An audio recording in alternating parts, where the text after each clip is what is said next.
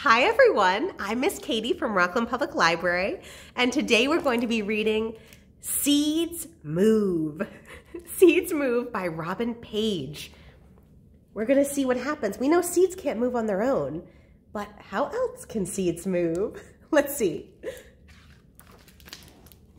A tiny seed can one day become a flower, a fruit, or even a giant tree.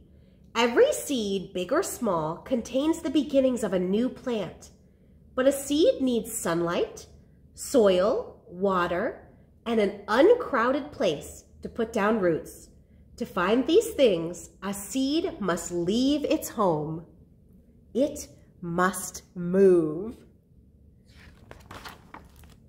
A seed hitchhikes. Spiky, stick-tight seeds snag on a raccoon's fur and hitch a ride. They may travel a long way before they fall off.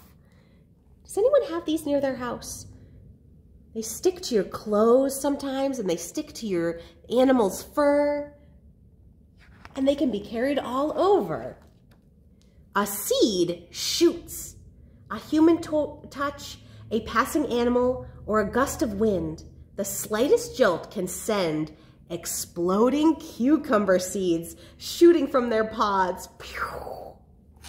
A seed catapults. When the right time comes, the hanging seed pod of a touch-me-not flower bursts open, catapulting seeds in all directions. Now, these are one of my favorites. Anyone who's ever taken a walk with me may have been convinced to touch them because I love touch-me-nots. They are so much fun to give a little tap to, and they go psh when they're all ready. A seed drifts. A coconut, the huge seed of a palm tree, drifts on the ocean. If it is lucky, it will wash ashore and land in a perfect spot to become a new tree. A seed burrows. Attached to a bloodroot seed is a tasty tidbit that ants love to eat. The seed tricks the ants into dragging it into their underground nest. There, the ants eat the snack, and they bury the remains of the seed. Oh, it's a little teamwork there. A seed rolls. One kind of African grass seed looks and smells just like the droppings of an antelope. Dung beetles eat animal droppings, and these seeds fool the beetles into rolling them back to their underground homes, where the seeds can begin to grow. Ooh, very tricky. A seed sinks. A lotus seed drops from its pod and sinks to the bottom of the pond. There it will nest in the mud and sprout. A seed hides. A western scrub jay collects an acorn, the seed of an oak tree, and carries it in its beak to a distant place. The jay then hides the acorn to eat later, burying it in the ground. But the jay forgets where it put some of its acorns, and those seeds may become new oak trees. A seed floats. Monkey ladder seeds drop their huge pods, landing in the water below. The seeds float on the river, even across seas, until they take root on faraway shores. A seed squirts. A durian is one of the orangutan's favorite fruits, but its seeds are bitter. The orangutan eats the fruit and then squirts the seeds out, kind of like we do with a watermelon. A seed scatters.